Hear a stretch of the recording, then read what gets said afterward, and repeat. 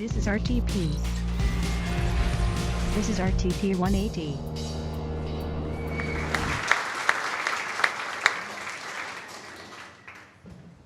Thank you so much. All right, I'm Margaret Sands, as stated, and I am the Conservation Manager at Triangle Land Conservancy.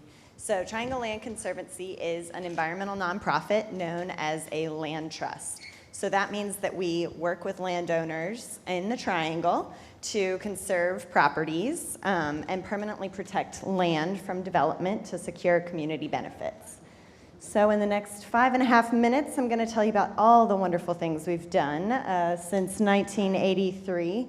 Just kidding, 6 minutes is not enough for that. But for now, all you really need to know is that we work in the 6 counties around the Triangle. And I have an exciting edit for today. Since last week when I submitted this PowerPoint, we've now conserved over 19,000 acres since 1983. Thank you. And so that's land that we've conserved through voluntary land deals. But today we're here to talk about water.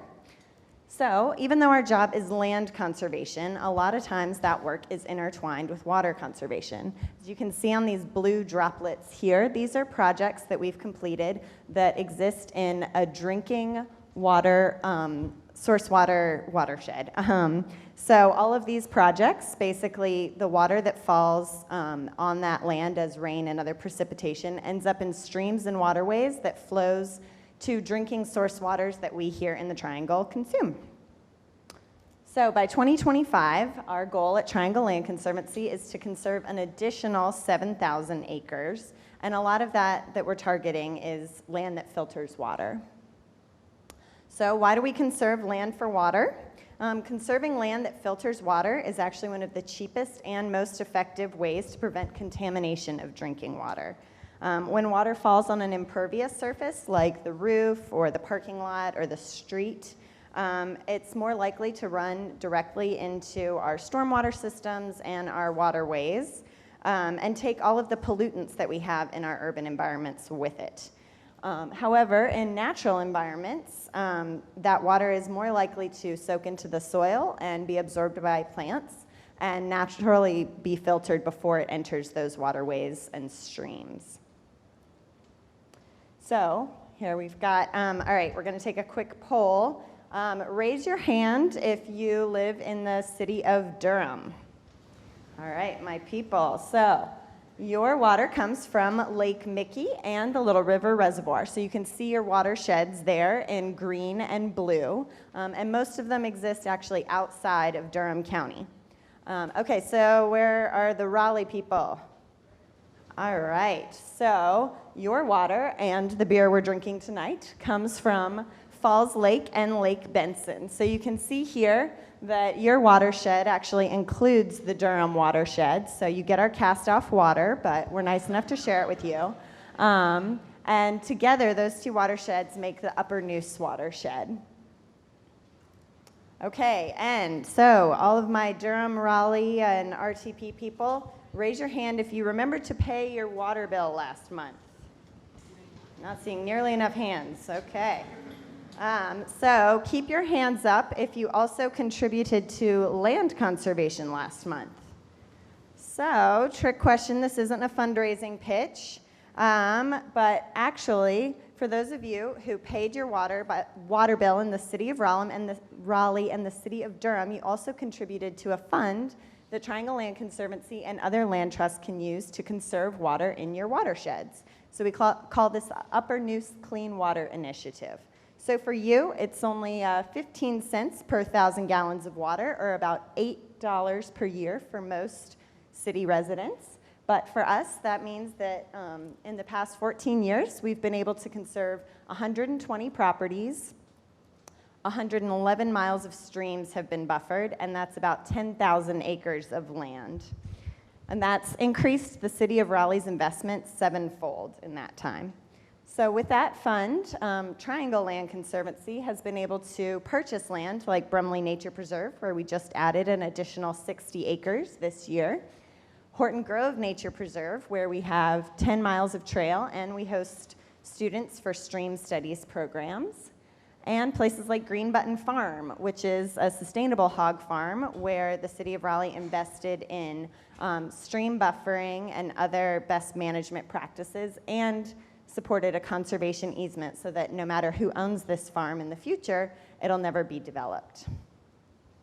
So these are just a couple of the properties that we've been able to conserve through this fund. And in fact, now, once I'm done with this presentation, I'll be turning my attention to applications for future land. We've actually got applications for about 480 additional acres just going in next month for more watershed protection.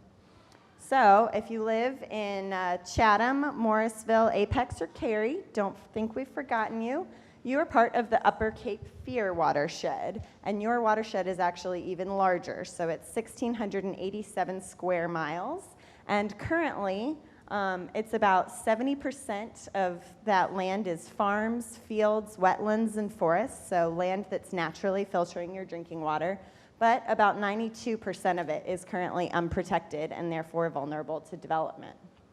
So for the last few years, Triangle Land Conservancy has been working with the Jordan Lake One Water partners to identify land that's important for water quality, to improve the water quality of Jordan Lake, which is such a crucial drinking source for so many municipalities.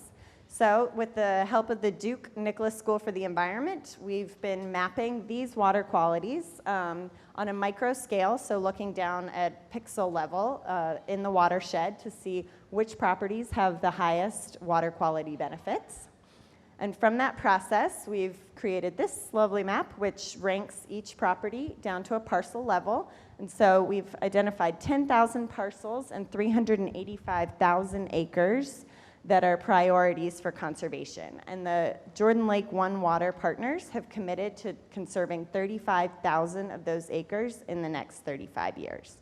So that seems pretty impossible until you realize that with the 66-cent per month fee that most Raleigh residents pay, that could add up to over $3 million per year.